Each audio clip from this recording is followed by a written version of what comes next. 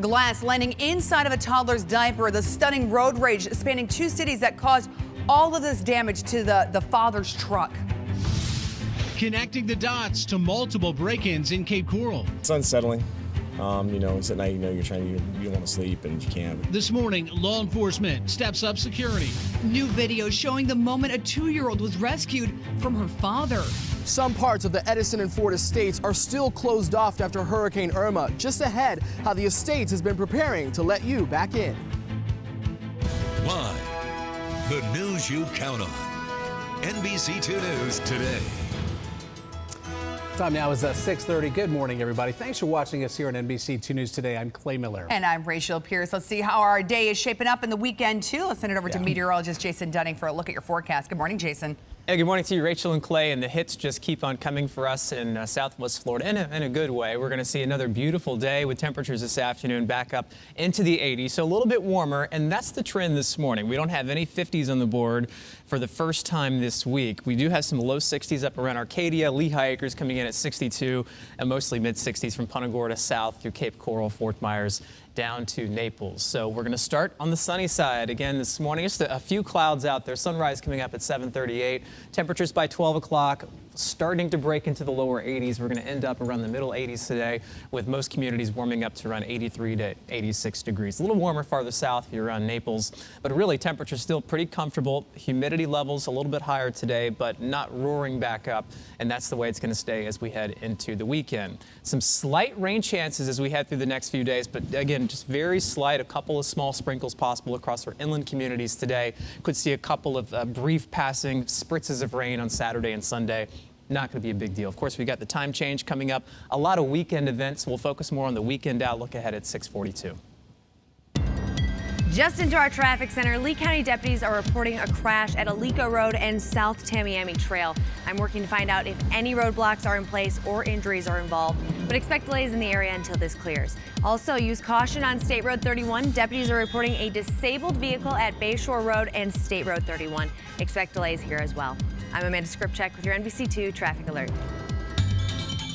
From your Cape Coral News team, another slew of car break-ins in Cape Coral has another neighborhood on edge this morning. Yeah, those break-ins happen along Southeast 8th Avenue in Cape Coral, and criminals in this area got away with $700 in cash, and we are learning, too, those vehicles were unlocked. NBC2's Megan Bragg is in the NBC2 Live News Tracker in Cape Coral.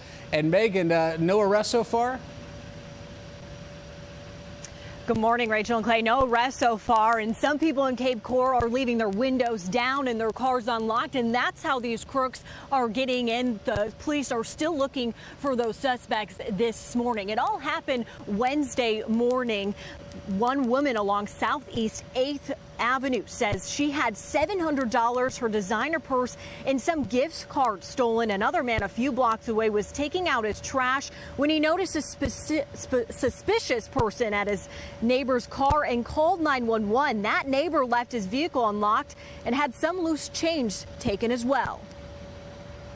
I was taking my trash out to the road. I saw him. I think he saw me, and I just kind of walked slowly back into the house. But it makes us uncomfortable. It makes us a little nervous and, of course, more watchful. Police are still trying to figure out if these car break-ins were connected this morning. If you do have any information, you are asked to call Cape Coral Police. Reporting live in Cape Coral, Megan Bragg, NBC2. And new from overnight, ISIS is claiming responsibility for the New York City truck attack. The Islamic State issued a newsletter saying they are responsible for this week's attack that left 8 dead. They have not provided evidence to back up the claim. The suspect in Tuesday's attack told investigators he was inspired to carry out the attack by ISIS videos that he had seen. New right now, a Cuba official is accusing the United States of lying about the sonic attacks on diplomats in Havana. Cuba's government has denied any knowledge of the attacks that left the diplomats with headaches, hearing problems, and concussions. During a news conference, Cuba's foreign minister alleged the issue has been used to damage the relationship between the U.S. and Cuba. The U.S. has not accused Cuba's government of carrying out the attack, but says it has not met its obligation to protect diplomats on its territory.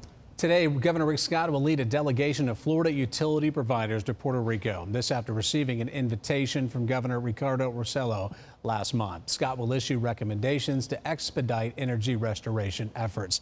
And Governor Rick Scott's trip to the U.S. territory comes on the heels of his visit to Canada, where he's trying to bring in more Canadian tourists. The governor is pushing for a new discount program where Canadians can get deals on hotels and flights to get down here. Research shows Canadians stay in the area longer and they spend more money than tourists from the United States. But the exchange rate right now is not favorable for Canadians visiting the U.S., and experts think this is stopping many Canadians from coming to our state. New right now, another case of road rage in Lee County has one father grateful his son is okay. Lee County deputies say Corey Vickers attacked a man while his toddler was inside the man's truck. The 2-year-old is okay, but deputies say things escalated so much that Vickers jumped into the man's pickup truck while it was in motion and smashed the windshield using a stroller that was in the bag. We spoke with the victim, who says he took his son to the hospital to get him checked out. What started out as an accident and just saying sorry to each other turned into something crazy out of the movies. The victim says it all started when he accidentally cut off Vickers on Hancock Bridge Parkway. The incident spanned 2 blocks into Cape Coral. Vickers is charged with burglary and criminal mischief. All right, 6:42. I want you to watch here some must-see body cam video right now this morning to show you of the moment police in Wisconsin rescued a 2-year-old girl allegedly being abducted by her dad. Car! It's all right. It's okay. Guys, he's got the kid right in his hands. Watch your fire, guys. He's accused of taking the girl last month. Investigators say when they finally caught up with him and moved in to make an arrest, he was holding a knife to his daughter's throat.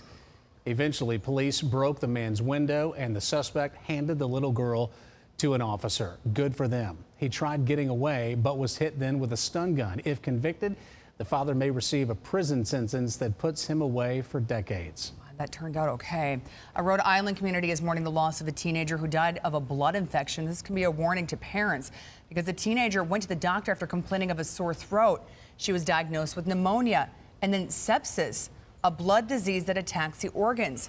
She passed away on Wednesday. A vigil in the teen's memory is being held tonight in Rhode Island. NBC2 is figuring out why military helicopters are flying over homes in Southwest Florida. Turns out Army choppers have been stationed at Page Field this week. Crews were here for a training mission. A spokesperson says the Army completed their training mission and left. It's a deep thunderous noise. It made you look up, and then when you saw the 2 black things coming over, and they were quite low, really low, so a lot of people were looking up.